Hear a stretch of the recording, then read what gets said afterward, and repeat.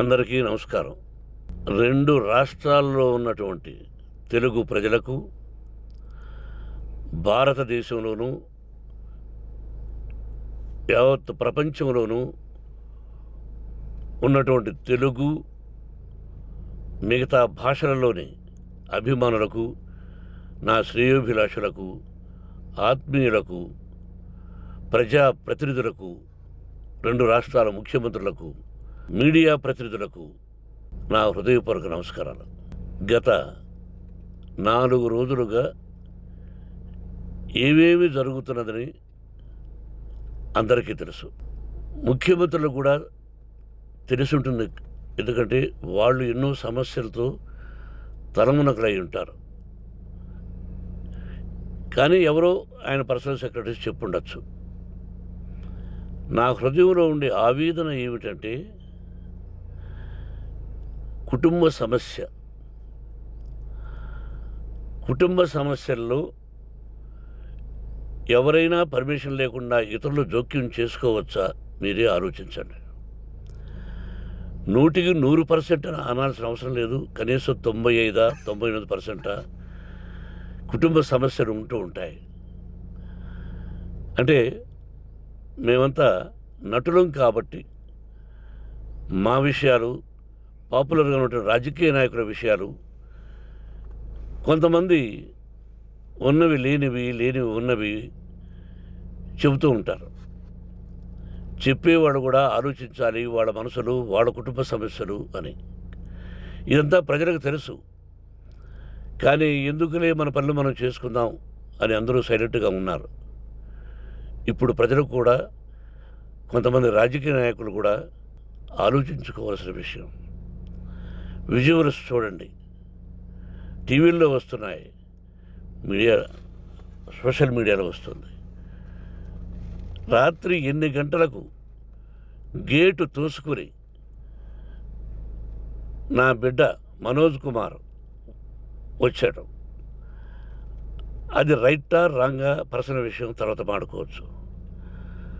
పత్రికాధిపతులు, అది పత్రికా సోదరులు 4 రోజుల నుంచి నా ఇంటి ముందు మనుషులను పెట్టుకుని, వ్యాన్లు పెట్టుకుని అలా ఉండడం ఎంతవరకు న్యాయం?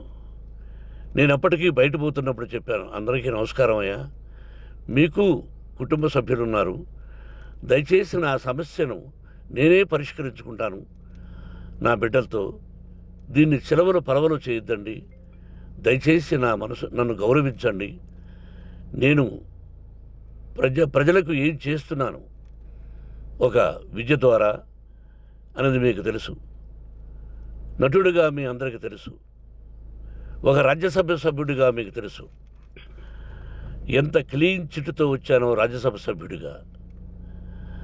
నా హృదయంలో ఉండే ఆవేదన చెప్పనలవే కాదు, మీకే చెప్పాలి.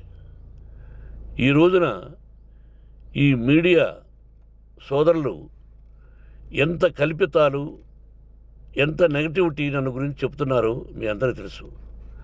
దానికి నేను బాధపడడం లేదు. మీరు ముఖ్యంగా తెలుసుకోవాల్సింది, రాత్రుల్లో గేటు తోసుకుని, గేటు పగలగొట్టి పర్మిషన్ లేకుండా ఎవరైనా రావచ్చా? మీరే చెప్పండి. వచ్చిన వాళ్ళు అందరూ మీడియా సోదరులా, లేకపోతే ఇంకెవరైనా నా మీద పగ, రాగద్వేషాలతో ఏదో ఒక ఛానల్ చేతులు పెట్టుకుని అలా వచ్చి ఉంటారేమో సందేహం. కానీ వాళ్లను కొట్టాలని, తిట్టాలని మనసా వాచ దైవ సాక్షిగా నేను అలా ఆలోచించేవాడిని కాదు. ఎందుకు? వాళ్ళు ఉద్యోగస్తులు, నేను కూడా ఉద్యోగస్తునే, అందరూ కూలివాళ్ళం. భగవంతుడు ఇస్తుంటాడు మనకు కూలి. ఎవరికి ఏమిటి అనేది ఆయన నిర్ణయిస్తాడు. ఇది మీ అందరికీ తెలుసు. వాళ్లకు నేను చెప్పినా వినకుండా ముందు నమస్కారం పెట్టాను. అయినా అతను నేను కొట్టామనే చెప్తున్నారు తప్ప, మైక్ తీసుకెళ్ళి నోట్లో పెట్టాము, నా కన్ను పోవలసింది. కన్ను పోయి ఉంటే అప్పుడు నేను కేసులు పెట్టాలి. అది నా కన్ను పోలేదు, కొంచెం తగిలింది కంటి కింద, నేనే ఎస్కేప్ అయ్యాను. లేకపోతే నా జీవితం గుడ్డిదయ్యేది. అతనికి తల కాదు చెంప మీద తగిలిందన్నారు. ఓకే, ఆ చీకట్లో ఎలా జరిగిందన్నది వాస్తవమే. మైకు లాక్కోవడం, వాడు నన్ను కేకలేయడం, ఆ దీనిలో ఘర్షణ జరిగింది. నేను కొట్టిన దెబ్బ అతనికి తగిలింది అన్నారు. దానికి హృదయపూర్వకంగా బాధపడుతున్నా. అతను నాకు తమ్ముడే. ఒక తల్లి బిడ్డలం కాకపోయినా I love them, I like them. అటువంటిది ఈ రోజుకి బాధపడుతున్నా నేను. అయ్యో, అతని భార్య ఎంత బాధపడుతుందో, అతని పిల్లలు ఎంత బాధపడుతున్నారో అని నేను ఆలోచిస్తున్నా. మరి నేనెంత ఆవేదనకు గురి హాస్పిటల్లో అయ్యానో. నటించింది సినిమాలో నటిస్తాను తప్ప నిజ జీవితంలో నటించాల్సిన అవసరం లేదు. నాకున్నది ఒకటి ధైర్యం, సాహసం. నీతిగా, న్యాయంగా, ధర్మంగా బ్రతకాలన్నది నా ఆలోచన. ఎందుకు కొట్టాలి? గేటు బయటుండి నేనేమైనా అసభ్యకరంగా వాళ్ళని కొట్టుంటే డెఫినెట్గా నా మీద 50 కేసులు కాదు 100 కేసులు పెట్టి నన్ను అరెస్ట్ చేయొచ్చు. లేకపోతే నేనే పోలీస్ స్టేషన్కి పోయి, అయ్యా, ఆవేశంలో నా ఇంటి బయట ఉన్న వాళ్ళను కొట్టాను, నాది తప్పే అని పోలీస్ స్టేషన్కి ధైర్యంగా పెడతాను. కానీ ఇంటి లోపలికి వచ్చి నా ఏకాగ్రతను, నా మనశ్శాంతిని భగ్నం చేశాడు. ఆల్రెడీ నా బిడ్డ చేస్తున్నాడు. అయినా నీ కన్నబిడ్డ, ఎప్పటికీ నీ కన్నబిడ్డే. ఏదో ఒక రోజున న్యాయం జరుగుతుంది, మేము కూర్చొని మాట్లాడుకుంటాం. దీనికి మధ్యవర్తులు అక్కర్లే. కుటుంబ సమస్యలకు బయట వాళ్ళని పిలిపించి ఇలా చేయండి, మీరు ఇలా మాట్లాడండి అని చెప్పక్కర్లే. కట్టుబట్టలతో మద్రాసుకు వెళ్ళేవాడిని. ఆల్రెడీ మీకు చెప్పాను. పైసా లేకుండా కట్టుబట్టలతో, చెప్పులు సగం కింద అరిగిపోయి అలా వెళ్ళినవాడిని. మా తల్లిదండ్రులు అద్భుతమైన జన్మను ప్రసాదించారు. ఒక్క పైసా ఇవ్వాల.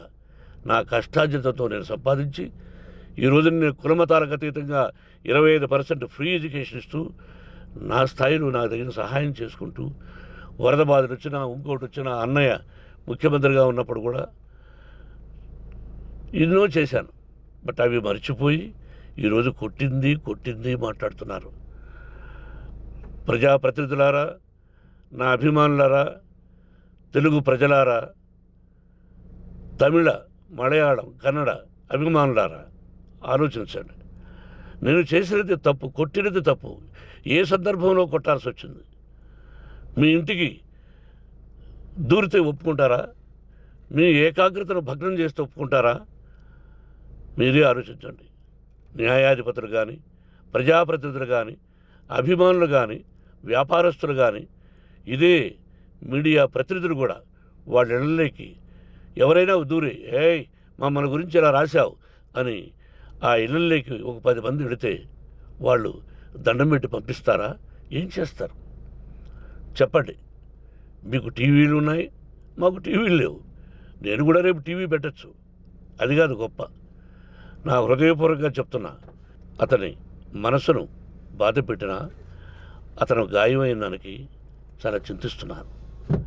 చింతించే లాభం ఏమిటండి అంటే, మరి ఏం చేయాలి? మీరు చేసిందేంటి? మళ్ళీ చెప్తున్నా. అసలు అతను నిజంగా జర్నలిస్టా కాదా అని ఆ చీకట్లో నాకు ఎలా తెలుస్తుంది? టీవీ 9 అని నాకు ఎలా తెలుస్తుంది? ఏదో ఒక కంటి మీదకి ఒక మైక్ వచ్చింది, దానికి అబక్కం లాక్కున్నాను. ఇది వాస్తవమే, అసత్యం కాదు. అది టీవీ 9, ఆ టీవీ 9 మైక్నే లాక్కోవాలి.